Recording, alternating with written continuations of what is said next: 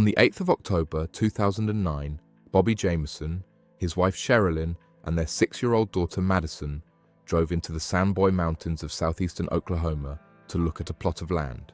They never came home. About 8 days later, their truck was found abandoned on a remote mountain road, the doors locked, their malnourished dog still inside.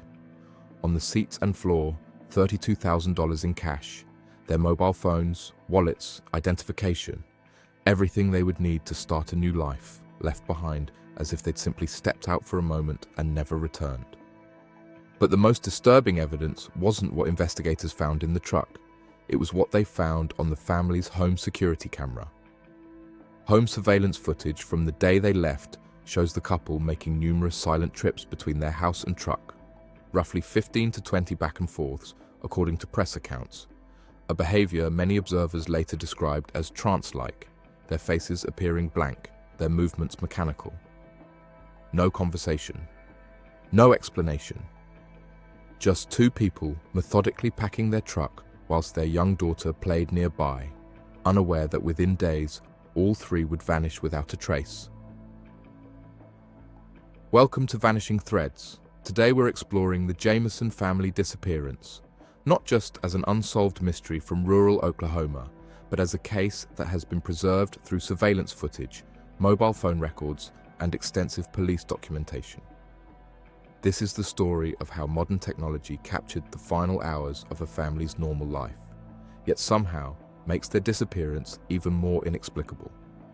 4 years after they vanished, their remains would be found less than 3 miles from where their truck sat abandoned. But the question of what happened in those final moments remains as mysterious as the silent footage that documented their last day. Bobby Dale Jamison was 44 years old in 2009, a former truck driver who had been injured in a serious car accident years earlier. The accident had left him with chronic back pain so severe that he was receiving disability benefits and struggling with daily activities. Friends and family described him as a devoted father to his daughter Madyson, though they noted he had become increasingly reclusive in the months before the disappearance. Sherilynn Jamison, 40, had worked various jobs over the years, but was primarily focused on caring for Madyson and managing the household. Those who knew her described a woman interested in spirituality and the paranormal, someone who had explored various belief systems and occasionally expressed concerns about supernatural forces. In the months before the family's disappearance, Sherilynn had reportedly told their pastor about seeing ghosts on the property where they lived. 6-year-old Madyson was by all accounts a happy, energetic child.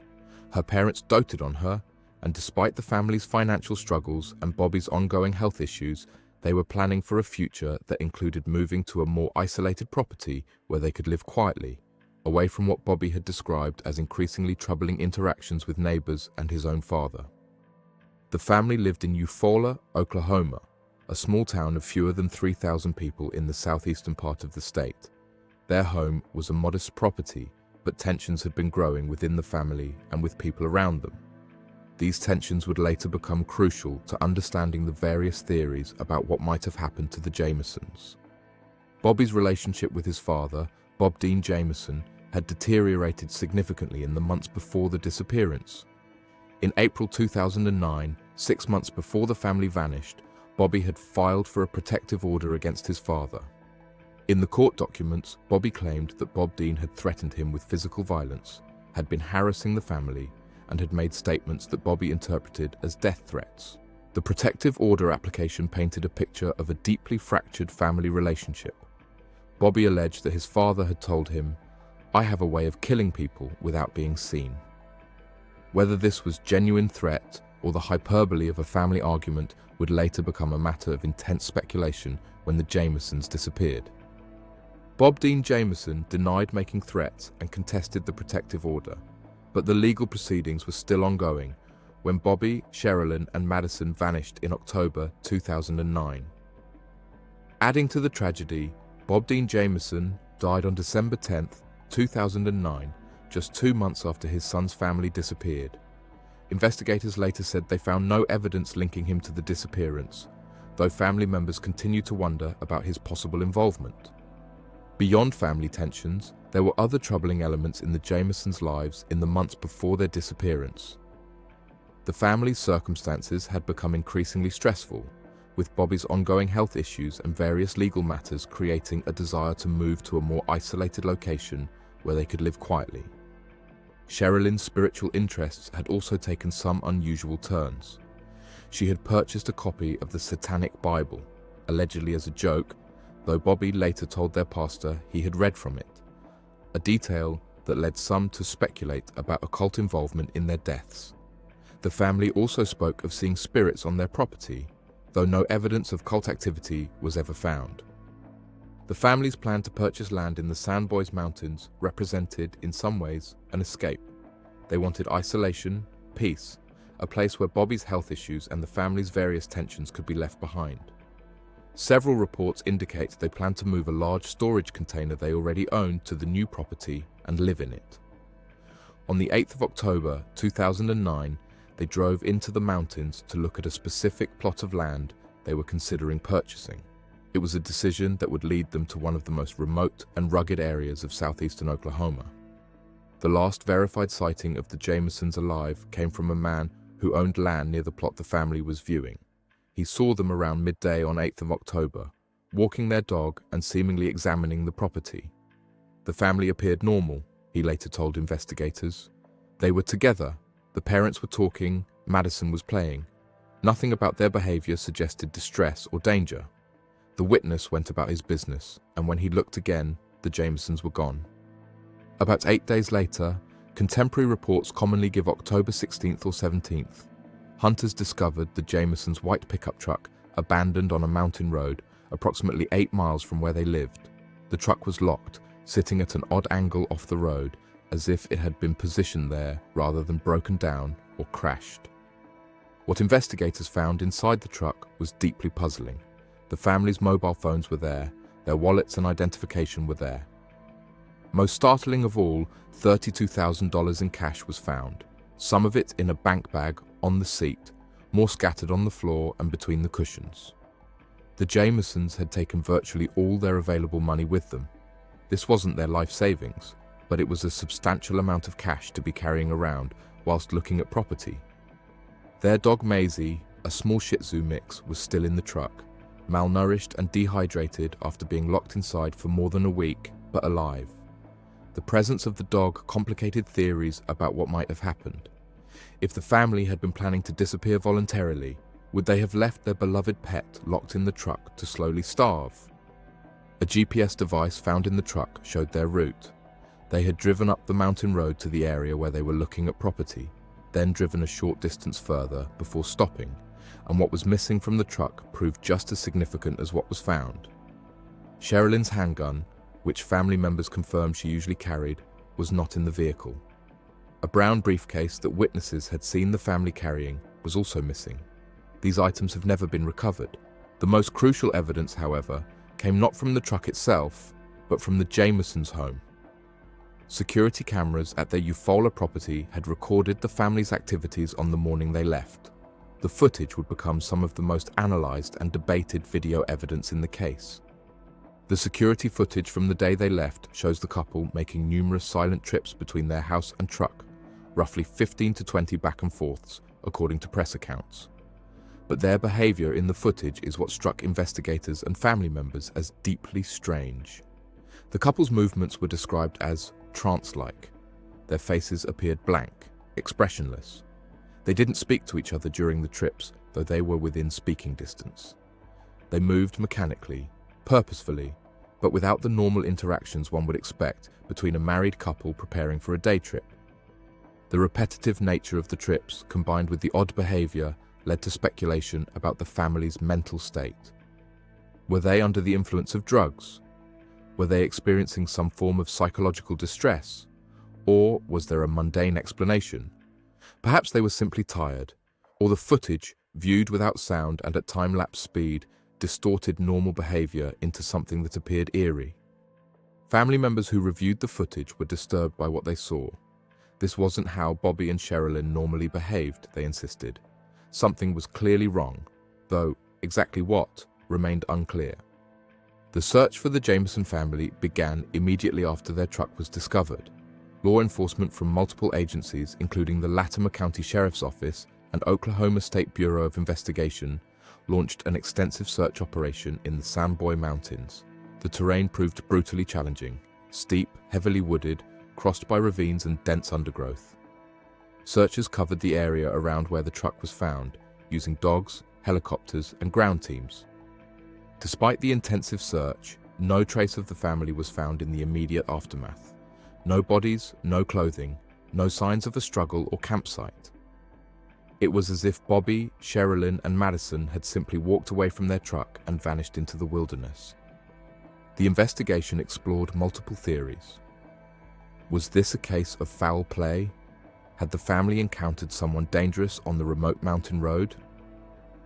Law enforcement noted that illegal drug operations, including methamphetamine production, existed in some remote areas of the region. Had the Jamisons stumbled upon something they weren't supposed to see? Family members pointed to the protective order against Bob Dean and suggested he might have been involved, but investigators found no evidence linking him to the area where the truck was found. His death on December 10, 2009 ended that line of investigation, though some family members remained convinced he had played a role. The large amount of cash in the truck sparked speculation about drug involvement. Could the Jamisons have been involved in a drug deal gone wrong? Investigators found no evidence of drug use or dealing in the family's background, though Bobby had been prescribed pain medications for his back injury. The cash, family members explained, was simply money they had withdrawn to potentially use as a down payment on the land they were viewing. It wasn't as suspicious as it might have seemed. Sherilynn's spiritual interests and the reports about the Satanic Bible led to theories involving cults or ritual sacrifice. These theories were largely dismissed by serious investigators as sensationalistic, but they persisted in online discussions and true crime coverage of the case. Some theorists proposed that the family had entered witness protection, that the strange behavior caught on camera was the stress of preparing to disappear, and that they had deliberately staged their vanishing. This theory struggled to explain why they would leave their dog to die, why they would abandon $32,000 in cash, and why they would take their young daughter into hiding when there was no indication they were threatened by anything requiring such drastic action.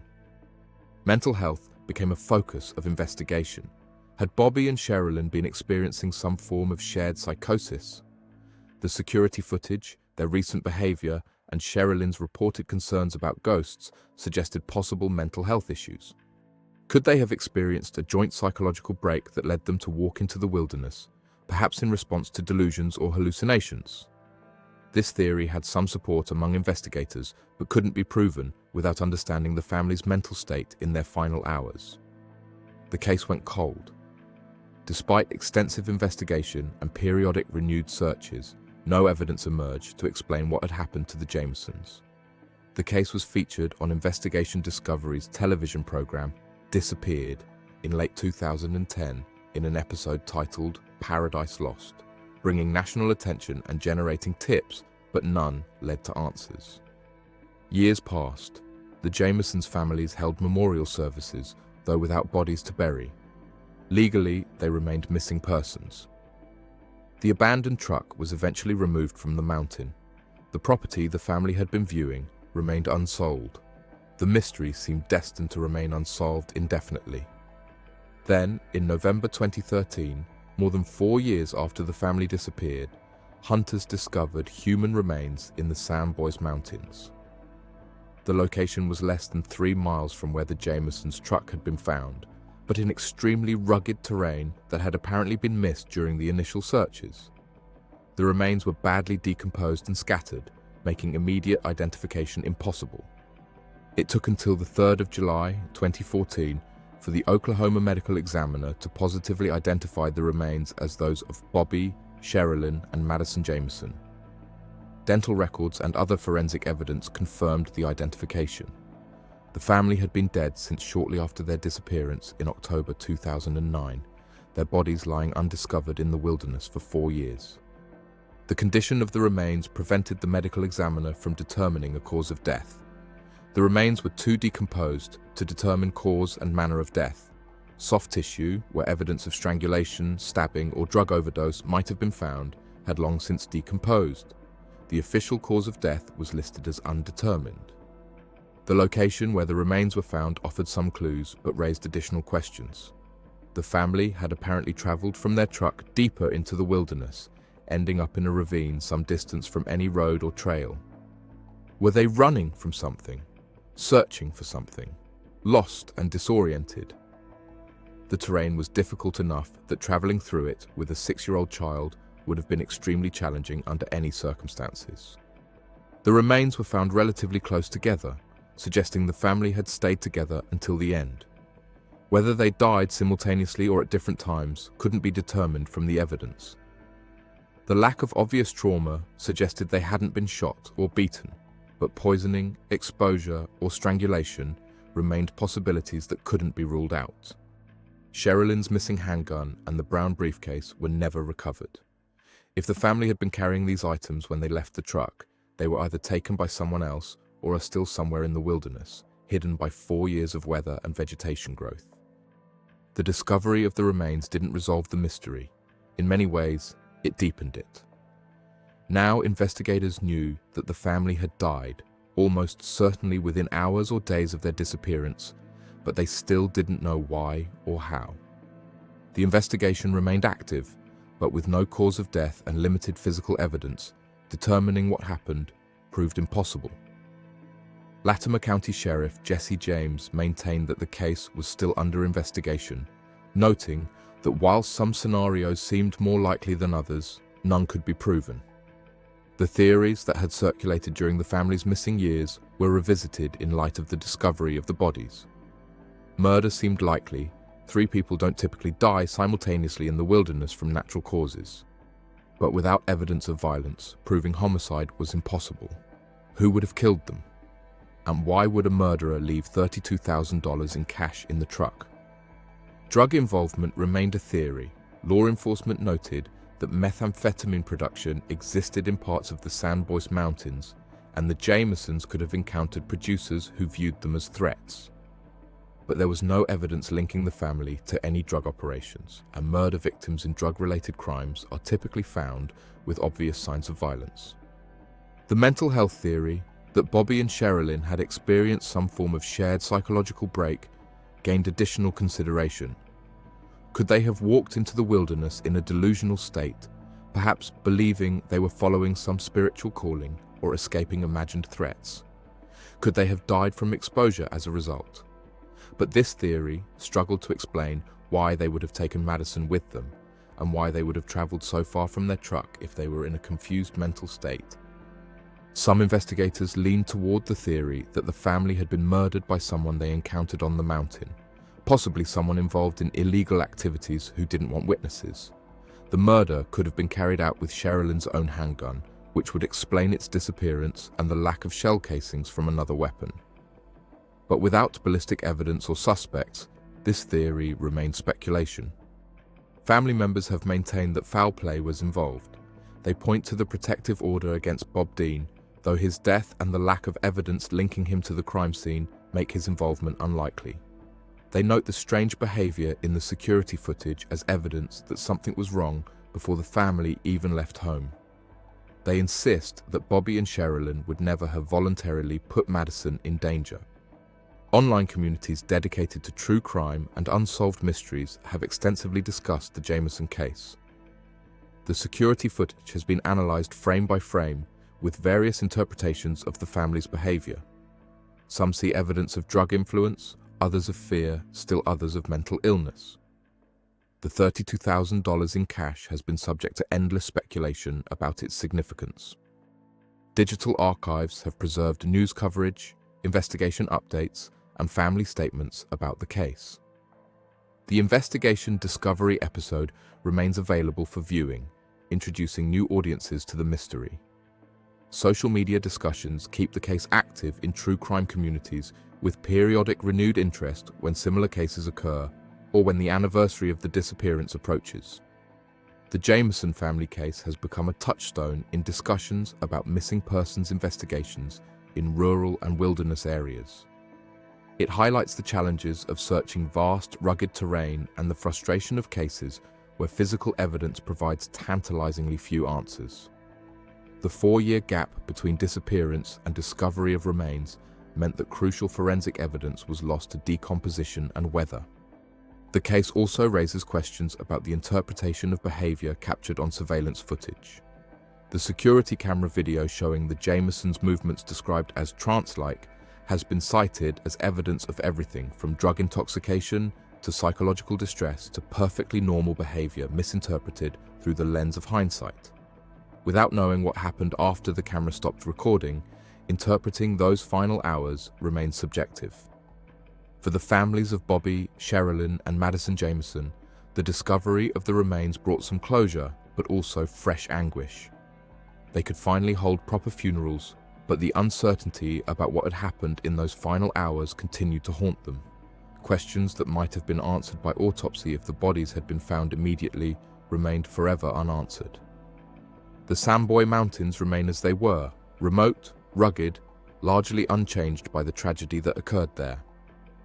The location where the Jamisons' truck was found is accessible but isolated, the kind of place where a family could disappear without immediate notice. The terrain where their remains were eventually discovered is even more challenging, the kind of wilderness where secrets could be hidden for years.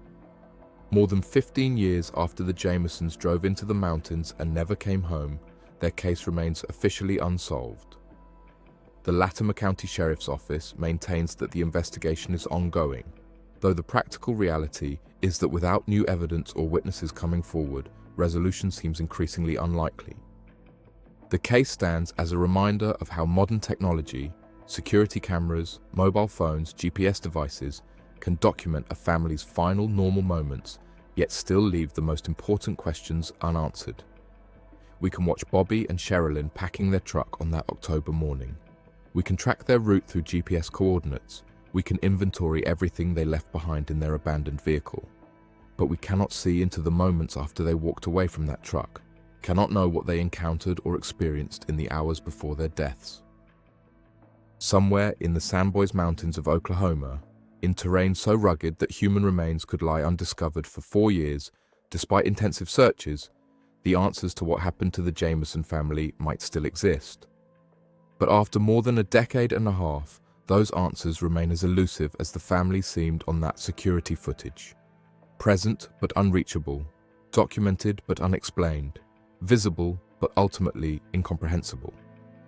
The Jamison family walked into those mountains on an ordinary October morning, looking for a fresh start, a place to call their own. What they found instead was something we may never understand. Their story endures not because we have too few clues, but because we have so many, each one pointing in a different direction, each theory plausible yet unprovable. In the end, perhaps the most haunting aspect of this case is how close the answers feel, and yet, how impossibly far away they remain. 3 lives ended in wilderness that held their secret for 4 years. A mystery preserved in footage and evidence, yet resistant to every attempt at explanation. As always, thank you for tuning in. And remember, stay curious, stay safe,